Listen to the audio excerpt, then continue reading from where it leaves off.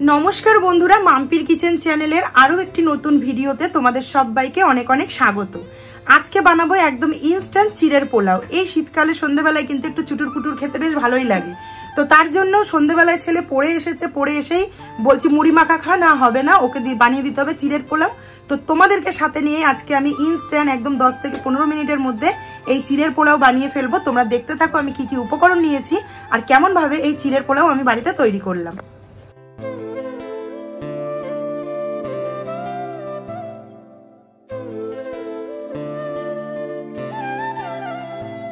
এবার দেখে নাও চিড়ের পোলাওর জন্য আমি কি কি উপকরণ নিয়েছি। চিড়ের পোলাও যেহেতু মেন উপকরণ হচ্ছে চিড়ে, এখানে নিয়ে নিয়েছি একদম শুকনো যে পাতলা চিড়ে হয় সেই চিড়ে। তোমরা কিন্তু এখানে মোটা চিড়েও ব্যবহার করতে পারো, মোটা চিড়ে ব্যবহার করলে সব থেকে ভালো হয় এই চিড়ের পোলাও। এখানে নিয়েছি 1.5 খানা আলু, একদম ডুমো ডুমো করে কেটে। তোমরা লক্ষ্য করলে বুঝতে পারবে আলুটা কিন্তু পাতলা করিনি, এরকম ডুমো ডুমো কেটেছি। পেঁয়াজটাও কিন্তু সেম ভাবে কেটে নিয়েছি, আমি রান্নার সময় সমস্ত মাপটা তোমাদের জানিয়ে দেবো। আর এখানে নিয়েছি কাঁচা পাকা লঙ্কা কুচি করে। যেহেতু পোলাও নিয়েছি এখানে গোটা গরম মশলা, এখানে নিয়েছি চিনি, কিশমিশ, কাজু বাদাম। রান্নার জন্য অবশ্যই লাগছে এখানে রিফাইন তেল, হলুদ এবং লবণ। এবার চলো রান্নার প্রসেসে যাওয়া যাক। রান্নার শুরুতেই কড়াই গরম করে দিয়ে দেবো বেশ খানিকটা রিফাইন তেল। তেল দেখো হালকা ভাবে গরম হয়ে গেছে, প্রথমেই দিয়ে দেবো গোটা গরম মশলা। এই গরম মশলা থেকে সুন্দর গন্ধ বেরিয়ে গেছে, এবার দিয়ে দেবো কেটে রাখা ডুমো ডুমো করে আলু। এখানে আমি 1.5 খানা আলু নিয়েছি। আলু এবার খুব ভালো করে একদম 70% ভেজে নেব।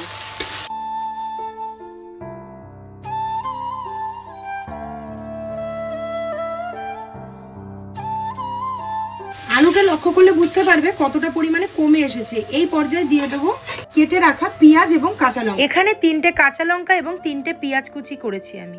এটাকেও খুব ভালো করে ভেজে নেবো। আমি কিন্তু এই ভাজার সময় লবণ বা হলুদ কোনো কিছুই ব্যবহার করিনি।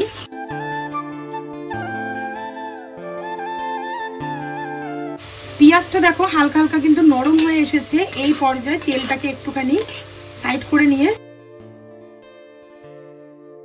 এখানে দিয়ে দেবো কাজু বাদাম আর দিয়ে দেবো কিশমিশ। তেলের মধ্যেই কাজু কিশমিশটাকে একটু ওলট পালট করে ভেজে নেব। তোমরা কিন্তু এখানে কিশমিশ দিলেও দিতে পারো, কাজু দিলেও দিতে পারো, বা নাও বা দিতে পারো, কিন্তু চীনা বাদাম থাকলে চীনা বাদামও দিতে পারো।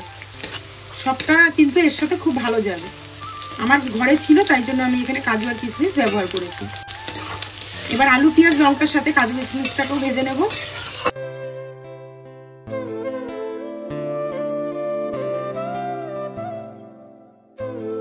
এবার দিয়ে দেবো লবণ 1 চামচ। এটা একটু বুঝে দিতে হবে, তার কারণ আমি এখানে 250 গ্রাম চিড়ের মাপেই কিন্তু লবণটা দিয়েছি। তোমরা যদি চিড়ে কম বেশি করো তখন লবণের পরিমাণও কিন্তু কম বেশি হবে। হলুদ গুঁড়ো দিয়ে দেবো 1/2 চামচ। দিয়ে খুব ভালো করে আলুর সাথে মিশিয়ে নেব আবার সমস্ত হলুদ এবং লবণটাকে। এই ভাজাটা হয়ে গেলেই কিন্তু পোলাওয়ের প্রসেস অর্ধেকের বেশি হয়ে গেল।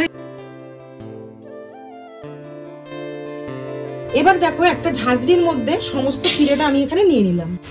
এখানে আমি 250 গ্রাম চিড়ে নিয়েছি। এবার দেখো এই চিড়ের মধ্যে অনেক ময়লা থাকে, যেহেতু আমরা চিড়েটাকে ধোবো না এখানে, সেই কারণে এই ঝাঁঝরির মধ্যে রেখে চিড়ের থেকে ময়লাগুলো কিন্তু এইভাবে বার করে নেব।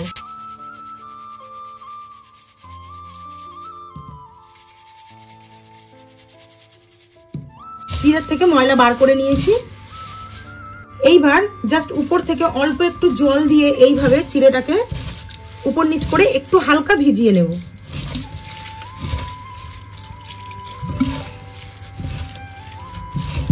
ব্যাস, এখানে আমাদের চিড়ে কিন্তু ধোয়া কমপ্লিট হয়ে গেছে।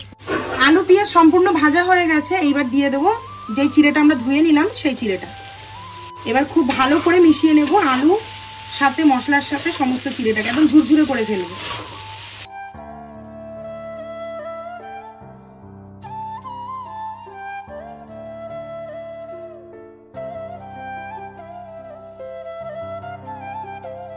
মিডিয়াম ফ্লেমে 2 মিনিট মতো নাড়াচাড়া করে নিয়েছি। দেখো সমস্ত জিনিস কিন্তু একসাথে মিশে গেছে।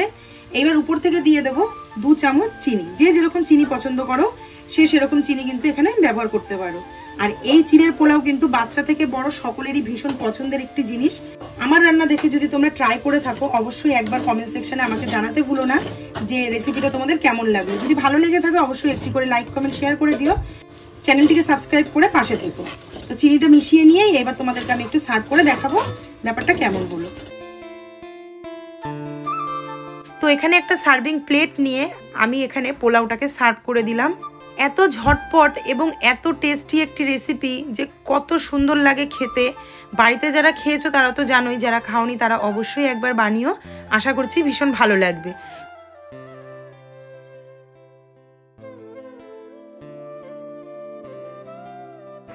এই চিড়ের পোলাও বা চিড়ের পোহা কিন্তু তোমরা বাচ্চাদেরকে স্কুলে টিফিনেও দিয়ে দিতে পারো।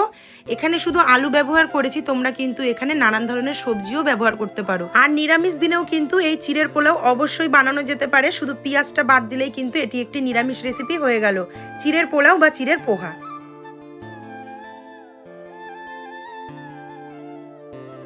আজকের ভিডিওটা যদি ভালো লেগে থাকে অবশ্যই একটি করে লাইক কমেন্ট শেয়ার করে দিও। ফুল ভিডিওটা দেখার জন্য অসংখ্য ধন্যবাদ এবং অনেক অনেক ভালোবাসা।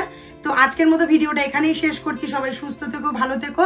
দেখা হচ্ছে খুব শীঘ্রই নতুন একটি ভিডিওর সাথে। অবশ্যই চ্যানেলটি সাবস্ক্রাইব করে নিও। আজকের মতো টাটা।